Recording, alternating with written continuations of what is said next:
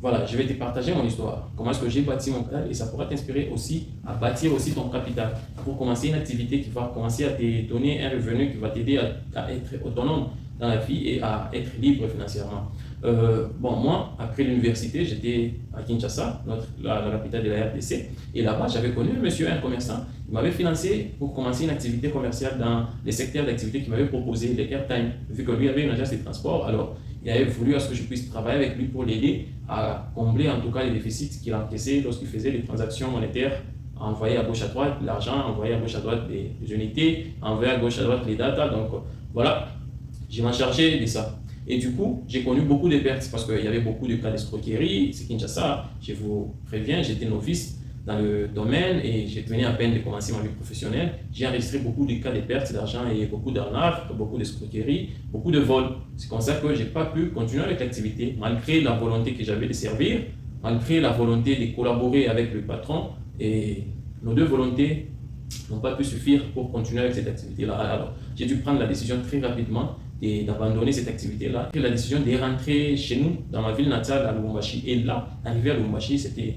catastrophique parce que je n'avais plus de sous, je n'avais aucun espoir. Et arrivé ici, comme je suis créatif, j'ai développé une idée dans ma tête. Je me dis, en tout cas, il y a une activité qui monte en puissance, c'est une activité d'élevage, élever les poulets de chair. Donc, j'ai proposé cela à mon père et mon père, il a cru en moi, comme c'était le cas lorsque j'étais encore trop jeune. Je lui avais proposé un projet, je devais être quand même libre financièrement à mon niveau. Je lui avais proposé, il m'avait financé avec 15 000 francs congolais, je me souviens de cette affaire-là. Et j'avais commencé mon activité, j'avais 11 ans.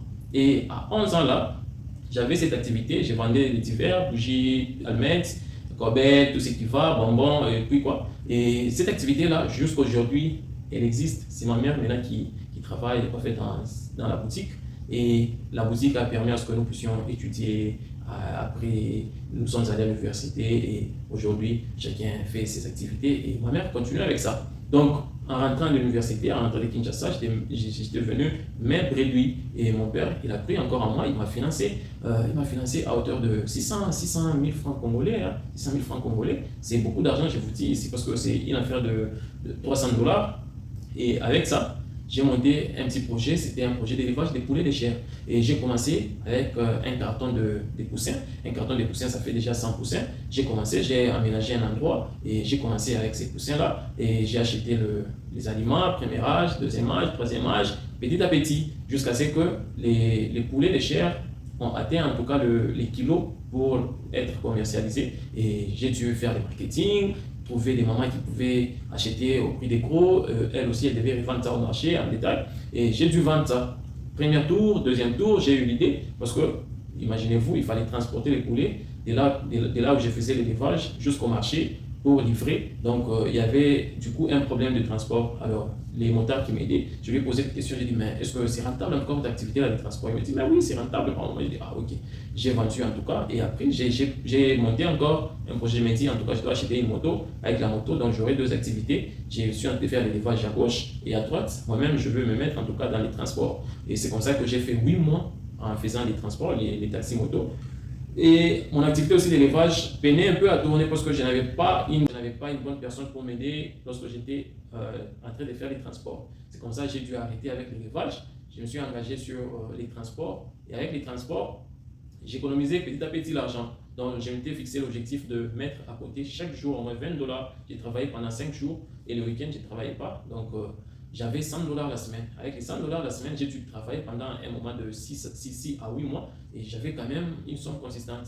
Avec ça, comme quand vous épargnez et les occasions se présentent, les opportunités viennent à vous parce que vous avez quelque chose comme ça qu'il est dit quelque part que à celui qui a, on donnera. À celui qui n'a pas, on va ravir même le peu là. Donc, c'est comme ça que l'épargne nous ouvre des horizons, nous ouvre des portes, nous ouvre des opportunités. Donc, si tu n'as pas l'habitude d'épargner, je te suggère, je t'exhorte aujourd'hui de cultiver cette habitude-là. C'est une très très bonne habitude qui va te permettre de faire des pas, des géants dans ta vie. Et les pas là, ça sera des pas de foi.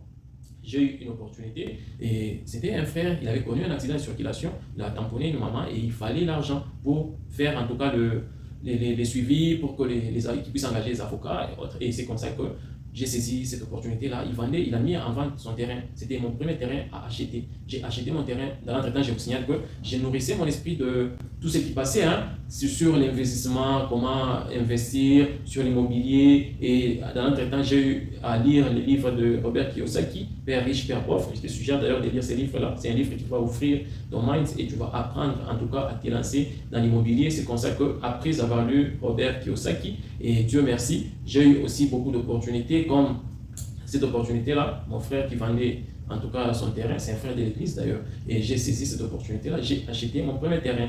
Et après avoir acheté mon premier terrain, j'ai continué à faire du transport. Là, j'ai développé encore, j'ai eu à tisser des relations avec mes clients que j'ai ramenés, ils avaient leur concession et ils vendaient des terrains. J'ai noué des relations avec ces gens-là. J'ai commencé à acheter petit à petit. C'était à compte-gouttes. Hein. Donc, je prends un terrain, je lui donne petit à petit jusqu'à ce que je termine la dette. J'empure la dette jusqu'à ce que j'avais un terrain, j'ai 2 terrains, 3 terrains, 4 terrains, jusqu'à ce que j'ai pris la décision d'arrêter avec l'activité de transport des motos cyclistes, des taxis motos.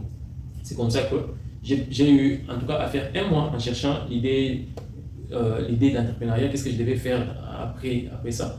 Et l'idée m'est venue à l'esprit d'ouvrir en tout cas une quincaillerie. Et j'ai pris la décision de commencer à vendre les ciments.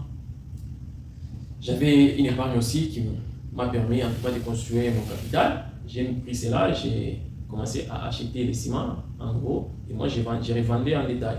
C'est comme ça que j'ai développé cette activité-là. Ça m'a permis en tout cas de valoriser aussi mes terrains petit à petit. Ça m'a permis aussi d'accroître mon chiffre d'affaires et jusqu'à ce que j'ai eu des opportunités de revendre les terrains et l'intérêt il y avait, hein, je vous assure, dans cette affaire-là, il y a à boire et à manger et il y a une marge consistante.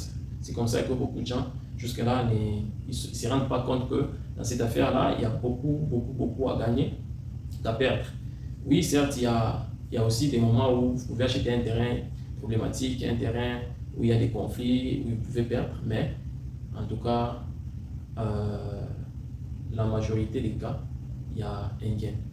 C'est comme ça que j'ai eu à accroître mon activité jusqu'à ce que j'ai commencé à faire un peu de sorties. J'ai acheté les marchandises ici, j'ai commencé à aller jusqu'à Tanzanie, Dar es Salaam, jusqu'à acheter des marchandises et revenir.